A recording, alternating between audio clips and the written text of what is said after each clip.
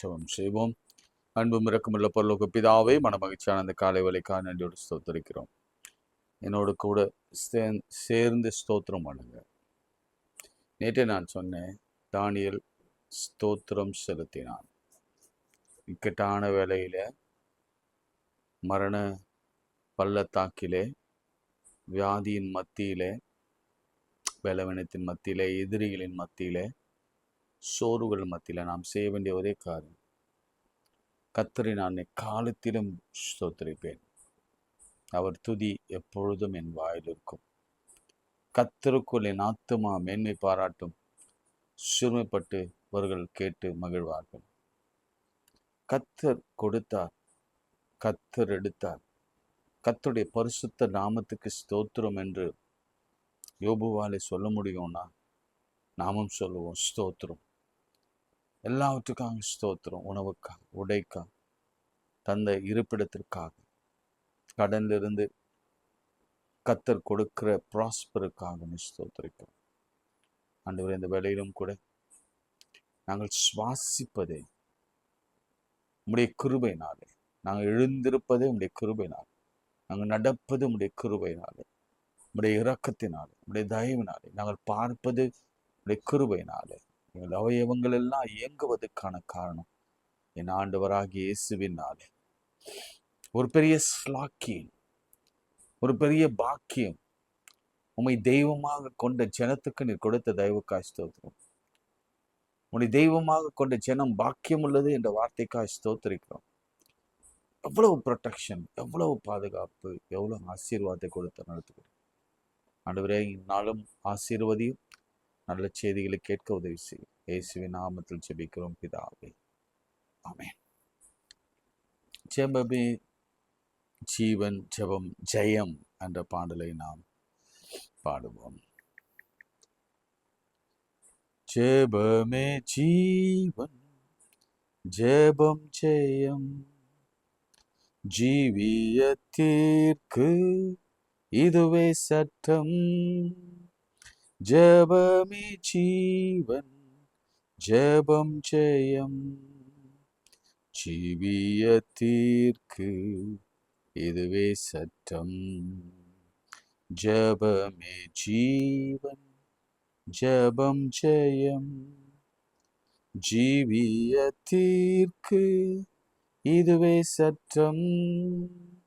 ஜெபமே ஜீவன், ஜெபம் ஜெயம், ஜீவியத்திற்கு இதுவே சட்டம். நோக்கத்துடனே ஓர் முகமாய் வாக்குதத்தத்தை பற்றி கொண்டு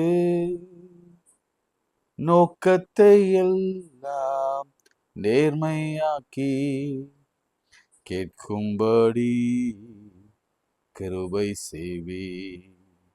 ஜெபமே ஜீவன், ஜெபம் ஜெயம், ஜீவியத்திற்கு இதுவே சட்டம். ஜெபமே ஜீவன், ஜெபம் ஜெயம், ஜீவியத்திற்கு இதுவே சட்டம். ஆகாத நோக்கம் சிந்தனை அகற்றும் எங்கள் நெஞ்சை விட்டு, வாகானதாக்கும் மனமெல்லாம் வல்லமையோடு வேண்டிக் கொள்வோம். ஜெபமே ஜீவன், ஜெபம் ஜெயம், ஜீவியத்திற்கு இதுவே சட்டம். ஜெபமே ஜீவன், ஜெபம் ஜெயம், ஜீவியத்திற்கு இதுவே சட்டம். இடைவிடாமல் ஜெபம் செய்ய இடையூறெல்லாம் நீக்கிவிடும். சடைப்பில்லாமல் உந்தன் பாதம் கடைசி மட்டும் காத்திருப்போம். ஜெபமே ஜீவன், ஜெபம் ஜெயம், ஜீவியத்திற்கு இதுவே சட்டம். ஜெபமே ஜீவன், ஜெபம் ஜெயம், ஜீவியத்திற்கு இதுவே சட்டம். கைகளை உயர்த்து. சாலமோன் ஜெபித்த பொழுது கர்த்தர் பதில் கொடுத்து, நீ கேட்டதும் நீ கேளாதது ஐஸ்வர்யத்தையும் நான் உனக்கு கொடுக்கிறேன்னு சொன்னீர். எசேக்கியா ஜெபித்த பொழுது சுவர் புறமாய் அழுது நோக்கி கூப்பிட்ட பொழுது கர்த்தர் ஆயுசு நாட்களிலே 15 ஆண்டுகள் கூட்டி கொடுத்தேன். அன்னால் ஜெபித்த பொழுது புத்திர பாக்கியத்தை கொடுத்ததும் அல்லாமல் அநேக பிள்ளைகளை கொடுத்து அந்த பிள்ளையும் தீர்க்கதரிசியாய் மாற்றினேன். இப்படி வேதத்திலே ஜெபிக்கிற ஒவ்வொருவருக்கும் கர்த்தர் இல்லை என்று சொல்லல. புதிய ஏற்பாட்டிலே எத்தனையோ பேர் இயேசுவை நோக்கி வந்து வேண்டுதல் செய்யும் போதெல்லாம் கர்த்தர் பதில் கொடுத்து, நின்று பதில் கொடுத்து, நான் உமக்கு என்ன செய்ய வேண்டும் என்று சித்தமாயிருக்கிறீர் என்று கேட்டு நீர் பதில் கொடுத்தீரதுக்காக ஸ்தோத்திரம்.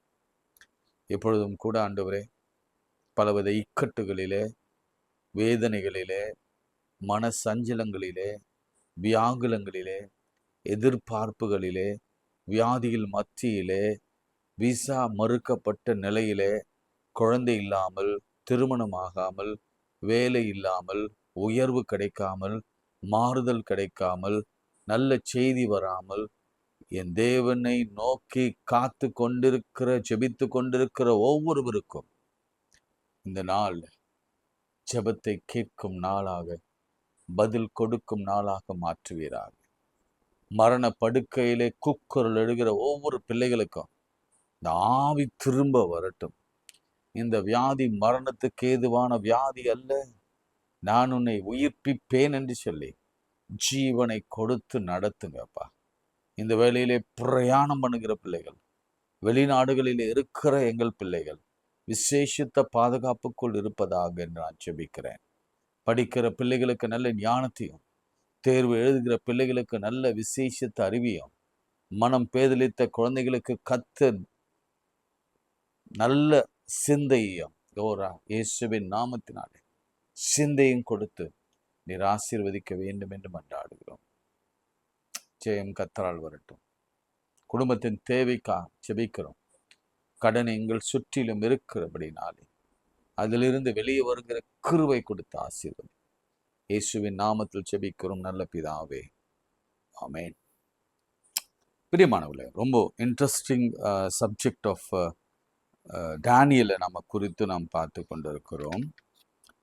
அநேகர் இன்று நீங்கள் ஒருவேளை தானியலை போல நம்ம எல்லாரும் மாறணும்னு தான் கர்த்தர் பிரியப்படுகிறார். இன்னைக்கு எத்தனை பேர் 3 முறையாவது செபிச்சிங்க? எத்தனை பேர் முழங்கால் நின்று செபிச்சிங்க? அதுவும் 3 முறை முழங்கால் நின்று செபிச்சிங்க? எனக்கு தெரியல. ஒருவேளை இன்னைக்கு கூட ஆரம்பிங்க. 3 வேளை உபவாசம் பண்ணி வானத்தின் பலகனை திறந்து எருசலேமை நோக்கி தானியேல் ஜெபித்தான். தானியேலின் ஜெபம் இந்த தலைப்புல அந்த 6ஆம் அதிகாரம் கடைசி வசனத்துல தானியேலின் காரியம் ஜெயமாய் முடிந்தது. அது ஆங்கிலத்துல ப்ராஸ்பர்ன்னு போடப்பட்டிருக்கு. ரொம்ப ரொம்ப ரொம்ப இந்த டிரான்ஸ்லேஷன்ல பாருங்க, ஜெயம், காரியம், ஜெயம் அப்படின்ற வார்த்தை ப்ராஸ்பரிட்டி. அதாவது ப்ராஸ்பரிட்டின்னா என்ன சொல்வோம், நமக்கு பண தேவைகள், கடனிலிருந்து விடுதலை, வாகனம் வாங்கணும், கார் வாங்கணும், வேலை வாங்கணும், வேலை கிடைக்கணும், வேலையில் உயர்வு வரணும், படிக்கணும். நான் இப்படி கொஞ்சம் ரேண்டமாக இங்கே அங்கே நான் பேசுகிறேன். நல்லா படிக்கணும், நல்லா வேலைக்கு போகணும், நல்ல உயர்வு கிடைக்கணும், நல்ல பேக்கேஜ் ஆஃப் மணி சேலரி கிடைக்கணும், அதன் பிறகு ப்ரொமோஷன் கிடைக்கணும். இதெல்லாம் எப்படி கிடைச்சது? நான் ஒரு 4 வசனத்தை ஏற்கனவே நான் சொன்னது தான். ஒருவேளை இது புதிதாக இருக்கிறவங்களுக்கு இது ரொம்ப பிரயோஜனமாக இருக்கும் நான் நினைக்கிறேன். தானியேலின் காரியம் ஜெயமாக முடிந்தது. இவன் எப்படின்னா, சில வாலிப பிள்ளைகளை அடிமைகளாக கொண்டு வந்தாங்க பாபிலோனுக்கு. நல்ல கவனி, ஒன்றுமே இல்லை, அப்பா அம்மா இல்லை, அனாதையா கொண்டு வந்தாங்க. ஒன்றும் இல்லை, இல்லாத சில ஒரு 16-17 வயசு வரைக்கும், 16 வயசு இருக்கும், அந்த சமயத்தில் கொண்டு வந்தாங்க. அந்த சமயத்தில் அவங்களுடைய நிலைமை எங்க? ஃபர்ஸ்ட் ஸ்டேஜ் பார்ப்போம். 16 வயசுல அவங்க ஸ்டேஜ் என்ன?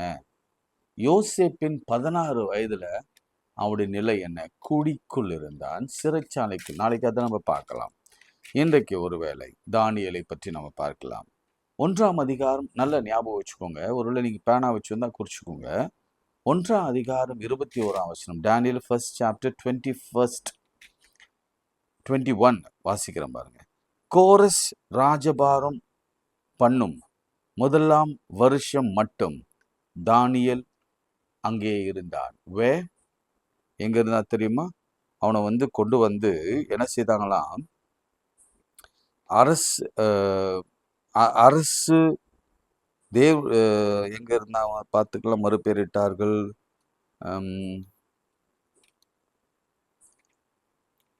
அரண்மனையில எங்கேயோ ஒரு இடத்துல இருந்தாங்க. இந்த வசனத்தை நீங்க ஃபுல்லா முதல் அதிகாரத்தை நீங்க வாசித்தீங்கன்னா உங்களுக்கு தெரியும். அவங்களுக்கு ஒரு ரூம் கூட ஒருவேளை கொடுக்கப்பட்டிருக்க முடியாது. முற்றத்தில், ஏன்னா ஸ்லேவ்ஸ் எல்லாம் எங்க இருப்பாங்க? ஸ்லேவ்ஸ் எங்க வச்சிருப்பாங்க? ஸ்லேவ்ஸை உண்மையாகவே அரண்மனைக்குள்ள இருந்திருக்க முடியாது. அவங்களுக்குன்னு ஒரு ஒரு ஒரு ஒரு அறைகள் ஒதுக்கப்பட்டு ஹாஸ்டல் மாதிரி அல்லது ஜெயில் மாதிரி, ஏன்னா ஓடி போயிடுவாங்கல்ல ஸ்லேவ்ஸ் எல்லாம். ஸோ அந்த மாதிரி ரொம்ப கட்டுப்பாட்டுக்குள்ள அவர் வைத்திருப்பா. அப்போ அவனுடைய ஆரம்ப காலம் அடிமையின் காலம், ஆரம்ப காலம் வறுமையின் காலம், ஆரம்ப காலம் கீழ் நிலையில் இருக்கிற காலம், ரொம்ப தாழ்ந்து இருக்கிற நிலைமை. இதுதான் அவனுடைய ஆரம்ப காலம். அதான் ஃபர்ஸ்ட் சாப்டர்ல போட்டிருக்கு. 21st verseல தானியேல் அங்கே இருந்தான். எங்க இருந்தான்? நீங்க எங்க இருக்கீங்க? நல்லா யோசிச்சு பாருங்க. நாம எங்க இருக்கிறோம்? நம்ம நிலைமை எங்க? நம்ம எங்க வாழ்ந்து கொண்டிருக்கிறோம்? எந்த சூழ்நிலையை நாம் வாழ்ந்து கொண்டிருக்கிறோம்? எல்லாம் இருக்குங்க. ஆனா நம்ம ஏதோ ஒரு இடத்துல ஒரு மாதிரி அடிமையா வாழ்ந்து கொண்டிருக்கிறோம்.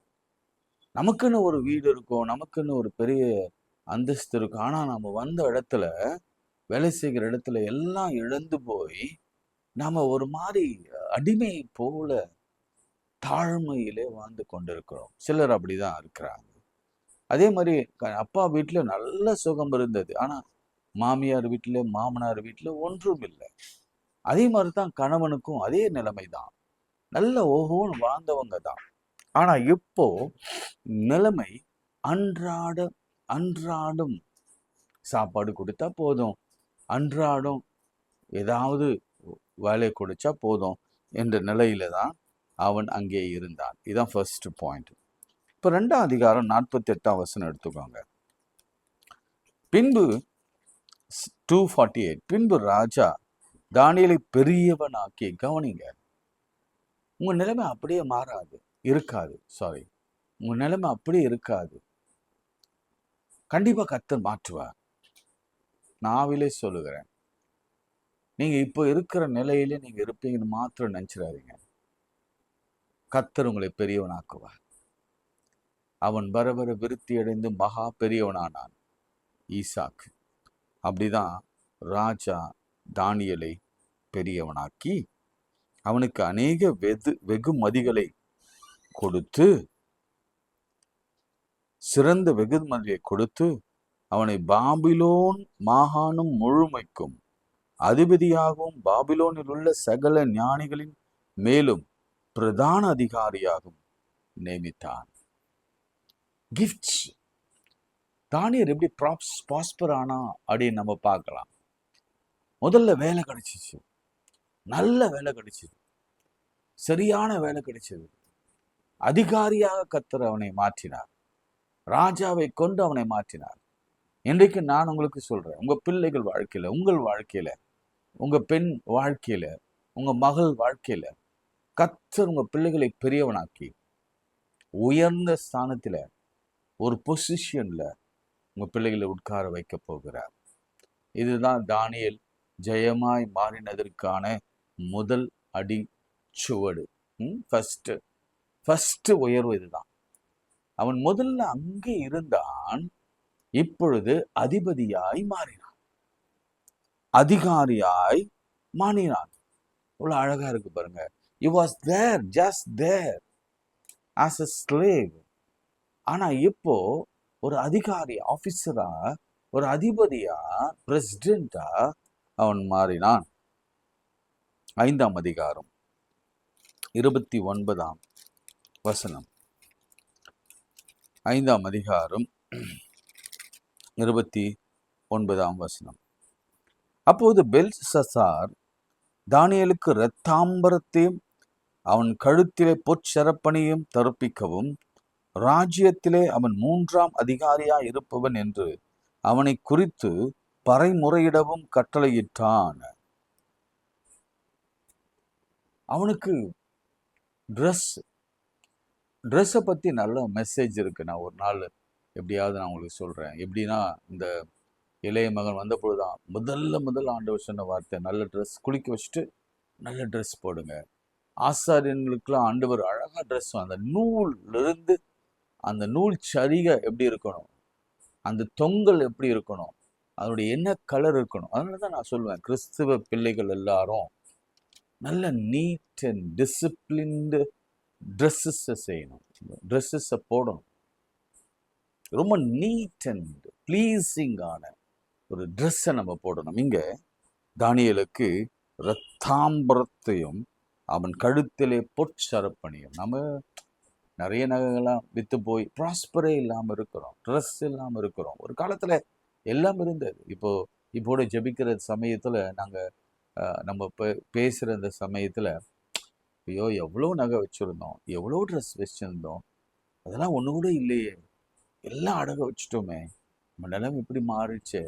ஏன்னா உலகம் மாறிக்கொண்டே இருக்கிறது. சிலர் பணக்காரராக இருக்கிறார்கள், சில பணக்காரர்கள் ஏழையாக மாறுகிறார்கள், சில ஏழைகள் நடுத்தர வர்க்கமாக மாறுறாங்க, சில நடுத்தர வர்க்கம் திரும்பவும் பணக்காரராக மாறுறாங்க. இப்படி ஒரு ஃப்ளக்சுவேஷன் இருந்து கொண்டே இருக்கிறபடினால இன்னைக்கு ஆவியானவர் சொல்லுகிறார், யூ வாஸ் தேர். நான் அதை தெரியும், எனக்கு தெரியும், எங்க இருந்தேன்னு எனக்கு தெரியும், உன்னை ஆரம்பம் எனக்கு தெரியும், நீ அடிமையா இருந்த, ஆனா உன்னை நான் அதிபதியா மாற்றினேன். முதலாவது கட்டத்துல உன்னை அதிகாரியாகவும் மாற்றினேன். அடுத்தபடியாக 3ஆம் அதிகாரியாய் நான் உன்னை மாற்றப் போகிறேன். மேல இருந்து நீங்க பாருங்க, 1 2 3 அந்த லெவல்ல உன்னை கொண்டு வந்து நிறுத்துவேன். மார்க்ஸ்ல கூட சொல்லுவாங்க, ஃபர்ஸ்ட் 3 ரேங்க்ஸ்ன்னு சொல்லுவாங்க. First rank, second rank and third rank. அந்த தேர்ட் ரேங்க் ரேஞ்சில் உன்னை ஒரு பதவியில நான் வைப்பேன். உனக்கு நல்ல ட்ரெஸ்ஸை போட்டு, நல்ல சரப்பணியை போட்டு, உன்னை பற்றி உலகமெங்கும் சொல்லும்படியாய் உன் பெயரை நான் கீர்த்தியும் புகழ்ச்சியுமாய் நான் மாற்றுவேன், பெருமைப்படுத்துவேன். உன் பெயரை நான் பெருமைப்படுத்துவேன் என்று ஆண்டவர் சொல்கிறார். 6ஆம் அதிகாரம் 3ஆம் வசனம். இப்படி இருக்கையில் தானியேல் பிரதானிகளுக்கு தேசாதிபதிகளுக்கும் மேற்பட்டவனாயிருந்தான். தானியேலுக்கு விசேஷித்த ஆவி இருந்தமையினால் அவனை ராஜ்யம் முழுமைக்கும் அதிகாரியாக ஏற்படுத்த ராஜா நிறுத்தான். இதற்கெல்லாம் காரணம் ஜெபம். எஸ், உண்மைதான். அதோட மிக முக்கியமான ஒன்று, தேவனுடைய ஆவியானவர் அவனுக்குள் இருந்தார். இந்த வசனம் சொல்லுகிறது, தானியேலுக்குள் விசேஷித்த ஆவி இருந்தபடியினாலே அவனை ராஜா ராஜ்யம் முழுமைக்கும் அதிகாரியாய் நியமிக்கும்படி 1 2 3 இல்லை, இப்போ ராஜ்யத்திற்கே அதிகாரியாய் மாற்றும்படி யோசித்து கொண்டிருந்தான். காரணம் என்ன தெரியுமா? ஆவியானவர், விசேஷித்த ஆவியானவர். ஆவியானவர் எங்கே உண்டு அங்கு விடுதலை உண்டு. கர்த்தரே ஆவியானவர். கர்த்தருடைய ஆவியானவர் நமக்குள் வாசம் பண்ணுகிற பொழுது வித்தியாசமா நம்மளை மாற்றுவார். பேதையா இருந்த பேதுரு, ஒரே பிரசங்கத்துல 3000 பேருக்கு அவன் என்ன பிரசங்கித்திருப்பான்னு கொஞ்சம் யோசிச்சு, வாயில இந்த வார்த்தை எப்படி வந்திருக்கும் யோசிச்சு பாருங்க. இல்ல, பரிசுத்தாவி உங்களுக்குள் வருகிற போது சாம்சனை போல, பரிசுத்தாவி உங்களிடத்தில் வருகிற பொழுது நியாயாதிபதிகளை போல, தீர்க்கதரிசிகளை போல, நாம பரிசுத்தாவி நமக்குள் வருகிற பொழுது சவுலை போல, தாவீதை போல, ராஜாக்கள் அபிஷேகம் பண்ணப்பட்ட ராஜாக்களை போல பரிசுத்தாவி நமக்குள் வருகிற பொழுது எலியாக்களை போல, எலிசாக்களை போல கர்த்தர் நம்மை மாற்ற உள்ளவராக இருக்கிறார். விசேஷத்த ஆவி. ஆமென். விசேஷத்த ஆவி நமக்கு வேணும். அதுக்கப்புறம் தான் கடைசிய தானியேலின் காரியம் என்றால், இப்ப யோசிச்சு பாருங்க, அடிமையா இருந்தவன் எவ்வளவு சம்பாதிச்சிருப்பான்னு யோசிச்சு பாருங்க. வீடு வாசல் இல்லாத ஒரு ஹாஸ்டல் இருந்தவன் தனி அரண்மனையே கொடுத்திருப்பான். அவனுக்கு அவன் வேலையாளா இருந்தான் என்று அவனுக்கே பல வேலையாட்களை கர்த்தர் கொடுத்தார். எப்படி ரூத்துக்கு கொடுத்தாரோ அதே மாதிரி எந்த இடத்துல பொறுக்கிட்டு இருந்தாங்களோ அதே இடத்துல எஜமானியா கர்த்தர் மாற்றினார். அதுதான் நம்மையும் மாற்ற வல்லவராக இருக்கிறார். அதற்கு நமக்கு தேவையானது விசேஷத்த ஆவி, பரிசுத்த ஆவி, இடைவிடாமல் ஜெபம். இவை இரண்டும் இருந்தால் போதும். கர்த்தர் நம்மை உயர்த்துகிறது எவனாலும் தடுக்க முடியாது. எத்தனை 1000 பேர்கள் வந்தாலும், 5 பேர் வந்தாங்க, தடுக்க முடியாது. நேற்றிலிருந்தே நான் சொன்ன காரியத்தை திரும்ப உங்களுக்கு நினைவுபடுத்த விரும்புகிறேன்.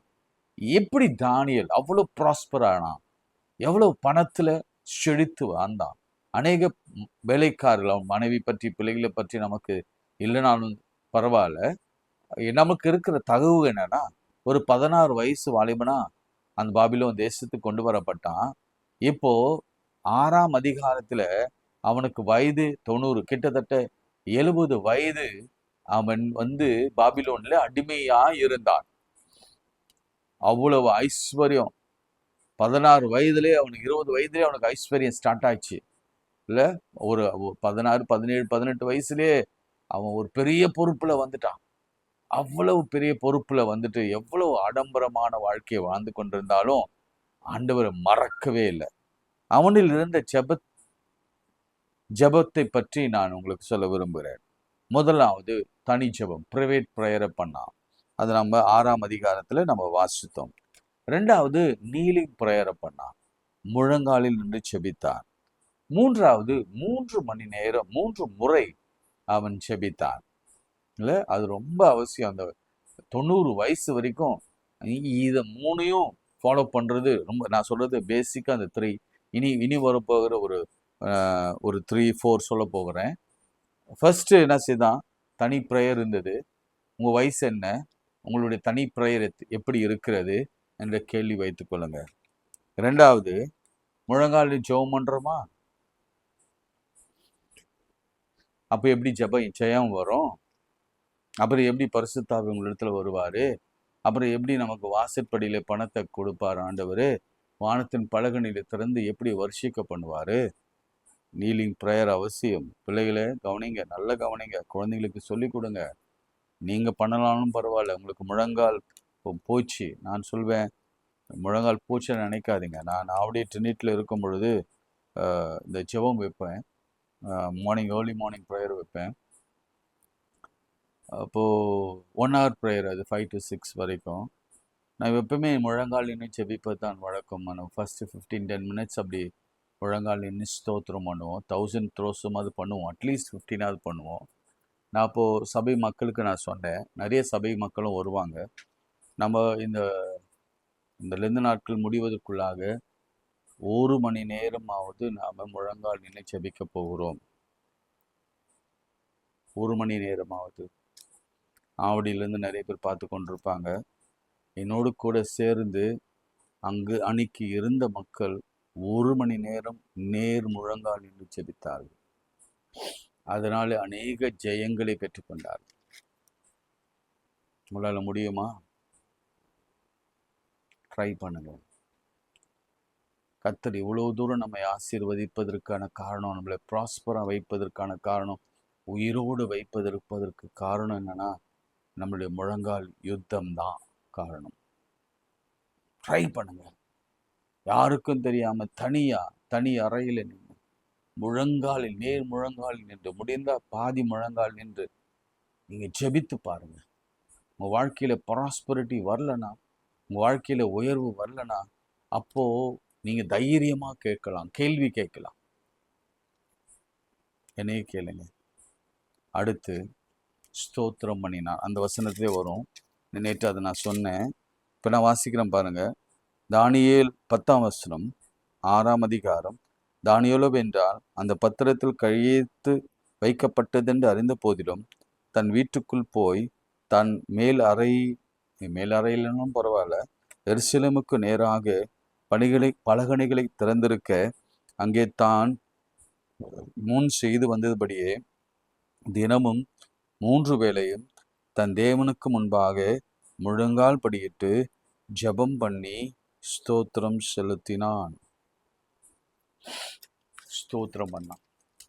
அதான் நான் சொல்வேன், ஆண்டவருக்கு பிடிச்சதே தான். நீங்க எப்ப பார்த்தாலும் ஆண்டவரத்துல இதை கொடுங்க, இதை கொடுங்க, அதை கொடுங்க, அதை கொடுங்க, இதை ஏன் எனக்கு கொடுக்கல, நான் ஏன் இப்படி இருக்கிறேன், இப்படியே பேசினே இருக்கோம். ஜெபத்துல இப்படிதான் பேசுறோம். நல்ல பொண்டாடி இல்லை, நல்ல கனவு இல்லை, நல்ல பிள்ளைகள் இல்லை, வருமானம் இல்லை, தேவை அதிகமா இருக்கு, அப்படி இப்படி பேசிக்கொண்டே இருக்கிறோம். ஆண்டவரே ஸ்தோத்திரம், நான் உயிரோடு இருப்பது ஸ்தோத்திரம், பிள்ளைகளுக்காக ஸ்தோத்திரம், குடும்பத்துக்காக ஸ்தோத்திரம், இந்த சாப்பாடுக்காக ஸ்தோத்திரம் சொல்றது இல்லை. அவன் அவ்வளவு இக்கட்டில ஆண்டவருக்கு ஸ்தோத்திரம் சொன்னான். என்ன சொல்லியிருப்பான்? ஆண்டவரே, இந்த 70-80 ஆண்டு காலம், 90 ஆண்டு காலம் ஒண்ணுமே இல்லாத ஒரு ஸ்லேவாக இருந்த என்ன கொண்டு வந்து இவ்வளவு பெரிய அதிகாரியா மாற்றணும்னு நினைக்கிறீங்களே, நான் உனக்கு என்னத்தை செலுத்தினா போதும், எதை செலுத்தினாலும் அது ஈடாகாது ஆண்டவரே என்று ஸ்தோத்திரம் பண்ணினான். 5வது வாக்குதத்த ஜெபம், ப்ராமிஸ் ப்ரேயர். என்ன வாக்குதத்தம் இதுல இருக்கு யோசிச்சு பாருங்க. ஒரு ஒரு ஒரு விஷயத்த உங்களுக்கு சொல்றேன். எருசலேமுக்கு நேராக பலகணிகளை திறந்திருக்க. ஒய் எருசலேம்? ஏன் அப்படி? நேத்தே நான் ஆரம்பிச்சாங்க, மேக்கால்லாம் சொன்னேன். இங்க ஒரு ப்ராமிஸ் இருக்கு. என்ன ப்ராமிஸ்? என்னன்னா, 1 ராஜாக்கள் 8ஆம் அதிகாரம் 48ஆம் வசனத்திலிருந்து கொஞ்சம் அப்படியே கொஞ்சம் திருப்புங்க பார்ப்போம். 1 ராஜாக்கள் 8ஆம் அதிகாரம் 48 சாலமோன் ஆலயத்தை பிரதிஷ்டை பண்ணிட்டு அவர் சொல்ற காரியம் பார்க்குறாங்க, வாசிக்கலாமா? தங்கள் சிறைப்பிடித்து கொண்ட தங்கள் சத்துருக்களின் தேசத்திலே தங்கள் முழு இருதயத்தோடும் தங்கள் முழு ஆத்மாவோடும் உம்மிடத்தில் திரும்பி தேவரீர் தங்கள் பிதாக்களுக்கு கொடுத்த தங்கள் தேசத்திற்கும் தேவரீர் தெரிந்து கொண்ட இந்த நகரத்திற்கும் உம்முடைய நாமத்திற்கு நான் கட்டின இந்த ஆலயத்திற்கு நேராக உம்மை நோக்கி விண்ணப்பம் பண்ணும் பொழுது, இப்பதான் ப்ராமிஸ் வரப்போகுது. என்ன பண்ணணுமா? தேவாலயத்துக்கு நேராக கைகளை விரிக்கணும். நம்முடைய கண்கள் எல்லாம் எனக்கு ஒத்தாசை வரும் பர்வதங்களுக்கு நேராய் நம் கண்களை எடுக்கணும், மனுஷனிடத்துல அல்ல. இப்ப நம்ம எருசலேம் எங்க இருக்குன்னு நமக்கு தெரியாது. ஆனா நமக்கு தெரிஞ்ச இடம்லாம் வானத்தையும் பூமியும் உண்டாக்கின கர்த்தர் பரலோகத்தில் இருக்கிறார். வாக்குத்தத்தம் பாருங்க, உமது வாசஸ்தலமாகிய பரலோகத்தில் இருக்கிற தேவரீர் அவர்கள் விண்ணப்பத்தையும் வேண்டுதலையும் கேட்டு அவர்களுக்கு நியாயத்தை விசாரித்து உம்முடைய ஜனங்கள் உமக்கு விரோதமாய் செய்த பாவங்களையும் அவர்கள் உம்முடைய கட்டளையை மீறி அவர்கள் துரோகங்களையும் எல்லாம் மன்னித்து, ப்ராமிஸ் இப்பதான் வரப்போகுது, அவர்களை சிறைப்பிடித்து கொண்டு போகிற அவர்களுக்கு இறங்கத்தக்கதாக இரக்கத்தை அவர்களுக்கு கிடைக்க பண்ணுவீராக. திரும்ப வாசிக்கிறேன், நல்ல கவனிங்க. அவர்களை சிறை பிடித்து கொண்டு போகிறவர்கள் அவர்களுக்கு சிறை பிடித்து போன ராஜா இருக்கான்ல, அந்த ராஜாவிடத்துல இறங்கத்தக்கதாக இரக்கத்தை அவர்களுக்கு கிடைக்கும். அப்போ நம்ம அதிகாரி இடத்துல இரக்கம் வேணும்னா, எங்கிட்ட இருந்தாலும் நமக்கு ஏதாவது ப்ராஸ்பரிட்டி, ஏதாவது ஒரு நன்மை மனுஷ இடத்துல தானே வந்து ஆகணும். அப்போ நம்ம ஸ்தோத்திர ஜெபம், ப்ராமிஸை பிடிச்சு ஜெபம் பண்ணோம். ஆண்டவரே, இந்த வசனம் இப்படி சொல்லுது, 1 ராஜாக்கள் 8ஆம் அதிகாரம் 48, 9 வசனங்கள் இப்படி சொல்லுதே, 50ஆம் வசனம் இப்படி சொல்லுதே, நீங்க அவங்களுக்கு இரக்கத்தை காண்பிப்பீங்க, அவங்க வழியா எங்களுக்கு இரக்கத்தை காண்பிப்பீங்க. இன்னும் வாசிக்கிறேன் பாருங்க. அவர்களுக்கு இறங்கத்தக்கதாக இரக்கத்தை அவர்களுக்கு கிடைக்க பண்ணுவீராக. அதுக்கப்புறம் அவர்கள் எகிப்தின்ங்கிற இரும்பு கால்வாயின் நடுவில் இருந்து தேவரீர் புறப்பட பண்ணின உம்முடைய ஜனம் உம்முடைய சுதந்திரமாயிருக்கிறார்கள். இப்போ நமக்கு விடுதலை வேணும்னா, ப்ராஸ்பரிட்டி வேணும்னா, சுகம் வேணும்னா, ப்ராமிஸை பிடிச்சிட்டு ஜெபம் பண்ணணும். உடைய தழும்புகளாலே குணமாகிறோம் என்ற ப்ராமிஸ் இருக்கு ஆண்டவரே. யாக்கோபு அப்படிதான் ஜெபம் பண்ணான். நீங்க யாக்கோபின் ஜெபத்தை கவனிச்சு பார்த்தீங்கன்னா உங்களுக்கு தெரியும். எங்க முற்பிதாக்களை ஆசீர்வதிப்பேன் என்று சொன்னீரே. ஈசாக்கு அப்படித்தான், சொன்னீரே சொன்னீரே ஆண்டவரே. அப்படி ஜெபம் பண்ணி பாருங்க, நிச்சயமாகவே உங்களுக்கு ஆண்டவர் அற்புதம் செய்வார். நடந்தது அது, அப்படியே அந்த ப்ராமிஸ் நிறைவேறிற்று. ஏசாயா 45வது நாளைக்கெல்லாம் அது பார்க்கலாம். யார் காலத்துலன்னா 70 ஆண்டுகள் கழித்து கர்த்தராகிய நான் அபிஷேகம் பண்ணின கோரேசுக்கு முன்பாக 45ஆம் அதிகாரம் ஏசாயா 45 ஜாதிகளை கீழ்ப்படுத்தி ராஜாக்களை இடைக்கட்டுகளை அவிழ்க்கும்படி படிக்கும். அவனுக்கு முன்பாக வாசல்கள் பூட்டப்படாதிருக்க கதவுகளை திறந்து வைக்கும்படிக்கு மடிக்கும். அவனை பார்த்து அவன் வலது கையை பிடித்து கொண்டு அவனுக்கு சொல்கிறதாவது, நான் உனக்கு முன்னே போய் கோணனானவைகளை செவ்வையாக்குவேன். உன்னை பேர் சொல்லி அழைத்திருக்கிற இஸ்ரவேலின் தேவனாகிய கர்த்தர் நானே என்று அறியும்படிக்கு வெண்கல கதவுகளை உடைத்து இருப்பு தாழ்பால்களை முறித்து அந்த காலத்தில் இருக்கிற பொக்கிஷங்களையும் ஒளிப்படத்தில் இருக்கிற புதியல்களையும் உனக்கு கொடுப்பேன். நான் என் தாசனாகிய யாக்கோபின் நிமித்தம், நான் தெரிந்து கொண்ட இஸ்ரவேல் நிமித்தம் நான் உன்னை பேர் சொல்லி அழைத்து நீ என்னை அறியாதிருந்தும் உனக்கு என் நாமம் தரித்தேன். நானே கர்த்தர், வேறொருவரே என்னை தவிர வேறொரு தேவன் இல்லை. நல்ல வசனம், நல்ல அதிகாரம், முழுசா படிச்சு பாருங்க. Promise 70 years நிறைவேறிச்சு.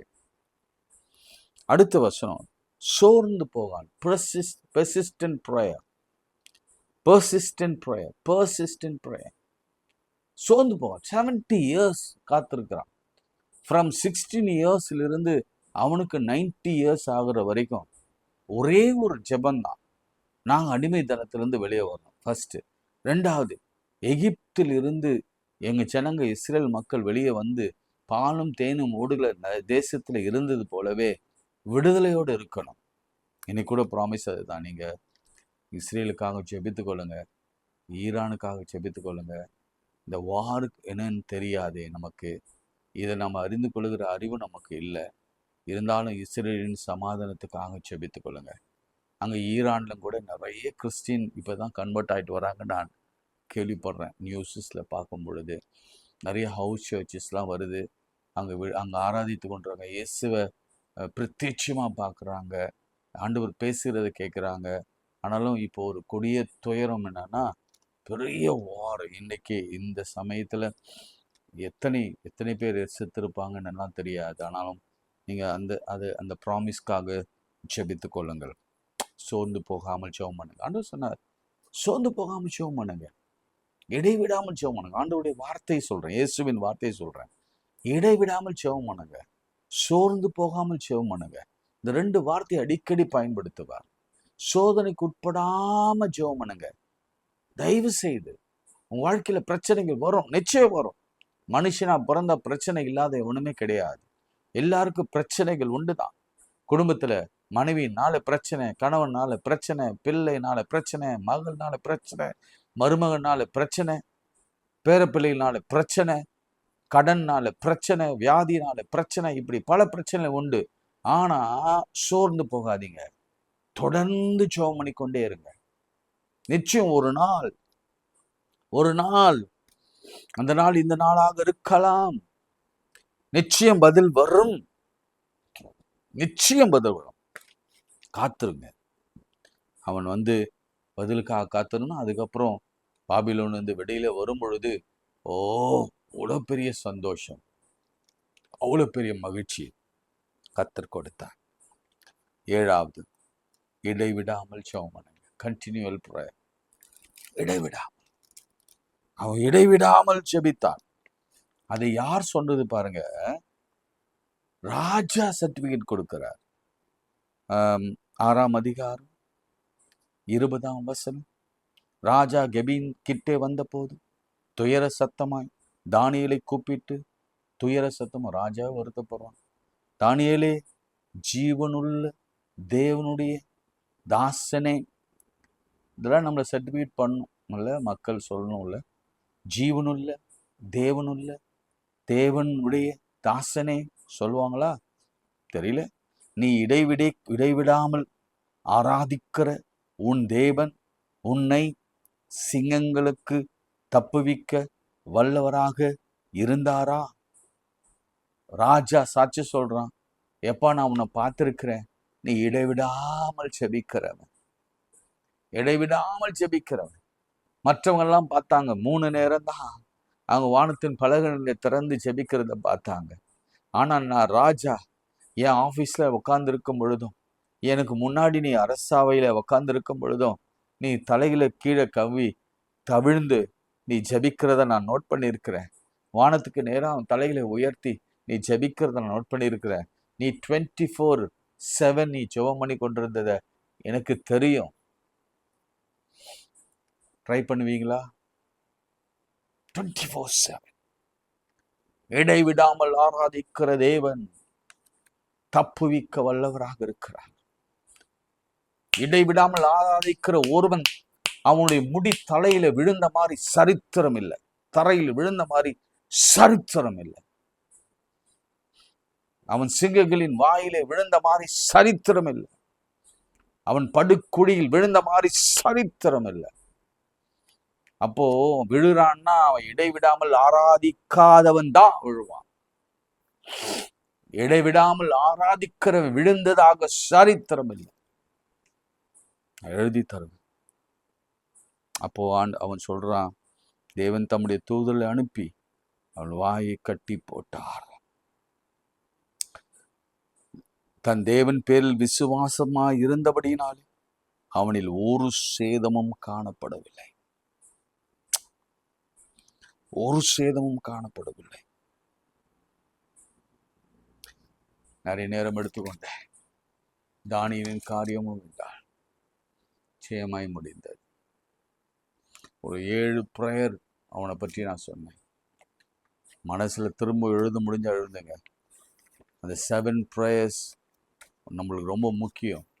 நம்ம ஜெயத்தை பெற்றுக்கொள்ளணும்னா, நம்ம ப்ராஸ்பரிட்டியை பெற்றுக்கொள்ளணும்னா, ப்ராஸ்பர் ஆகணும்னா, வேலை கிடைக்கணும்னா, உயர்வு கிடைக்கணும்னா, கடன்லேருந்து விடுதலை தரணும்னா, அடிமையிலிருந்து நம்ம சுயாதீனமாக மாறணும்னா, வியாதியிலிருந்து வெளியே வரணும்னா, குடும்பங்களில் அற்புதங்களும் பிள்ளைகளுக்கு நடக்கணும்னா, பிள்ளைகளுக்கு திருமணம் ஆகணும்னா, வேலை கிடைக்கணும்னா, இன்னும் எக்ஸெட்ரா எக்ஸெட்ரா எக்ஸெட்ரா உங்கள் தேவைகள் எதுவாக இருந்தாலும் அதற்கு ஒரே சொல்யூஷன் ப்ரைவேட் ப்ரேயர், தனி ஜெபம், நீலிங் ப்ரேயர், முழங்கால் ஜெபம், தினந்தோறும் 3 வேளை ஜெபம், 3 times prayer, Thanksgiving prayer, Thanksgiving prayer, ஸ்தோத்திர ஜெபம், ப்ராமிஸ் ப்ரேயர், ஸ்தோத்திரத்தோடு கூடிய ஜெபத்தினாலும் விண்ணப்பத்தினாலும் தெளிவுபடுத்துங்கள்.